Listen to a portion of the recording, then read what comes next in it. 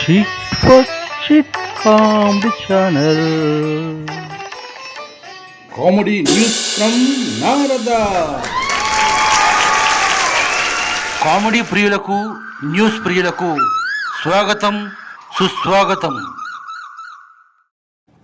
ఈరోజు మన టాపిక్ లై, అబద్ధం.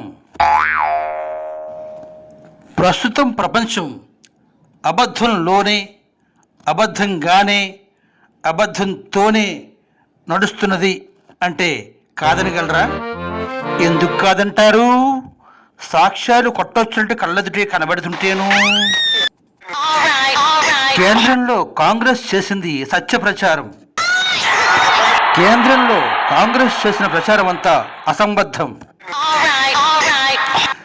రాష్ట్రంలో వైఎస్ఆర్సీపీ చేసిన ప్రచారం మొత్తం అబద్ధాల పుట్ట. సూపర్ సినిమాలో ఈ అబద్ధాల మిషన్, అబద్ధాలు బయటపెట్టే మిషన్ బాగా పాపులర్ అయింది.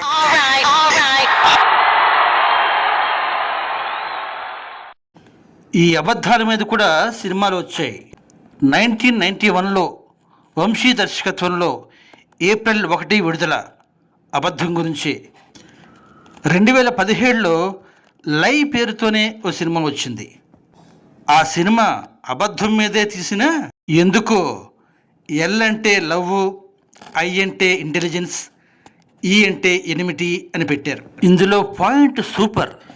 ఇంద్రజాలం పేరుతో దేశాన్ని మోసం చేస్తున్న ఓ దేశద్రోహిని ఇంటెలిజెన్స్ డిపార్ట్మెంట్ ట్రేస్ చేయడం మెయిన్ పాయింట్.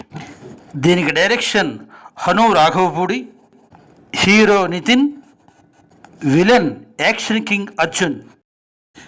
నిజం చెప్పాలంటే సినిమా కొంచెం గందరగోళంగానే, అర్థం కానట్టుగానే ఉంటుంది.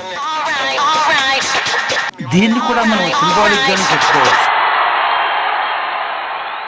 వాస్తవంగా కూడా సత్యం అసత్యాల మధ్య సంఘర్షణ ఇలాగే ఉంటుంది.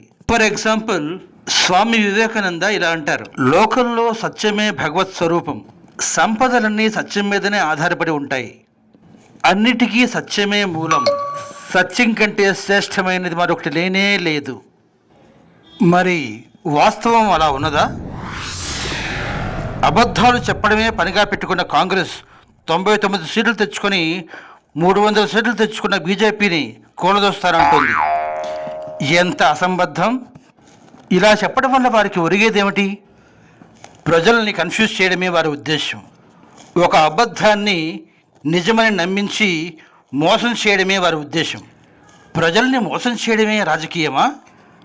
అలా మోసపోయిన ప్రజలే యూపీలో మనకు కనిపిస్తారు. అబద్ధాలను నిజమని నమ్మి తప్పుడు నిర్ణయాలు తీసుకున్న ఓటర్లు ఇప్పుడు లబోదిబోమంటున్నారు. దేశ ప్రజల్ని ఇలా అశాంతికి గురి చేయడం వల్ల ఎవరికి ప్రయోజనం? సమాజంలో శాంతి భద్రతలు దెబ్బతినడం వలన ఎవరికి ప్రయోజనం? దేశంలో వైషమ్యాలు పెరిగి అస్థిరత నెలకొంటే ఎవరికి ప్రయోజనం? తప్పనిసరిగా ఇది విదేశాలకే ప్రయోజనం. ఇది నిజమని ఇటీవల రుజువైంది.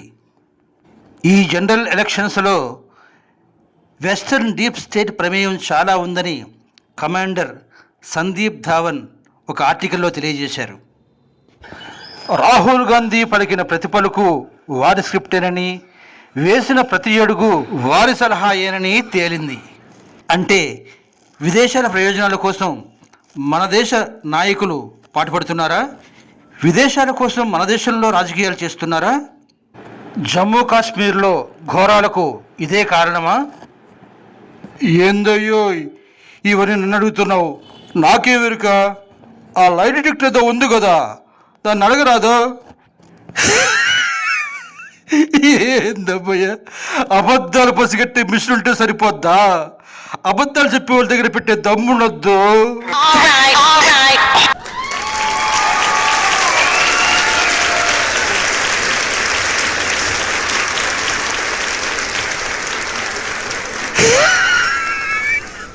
అంత డొల్లే కదా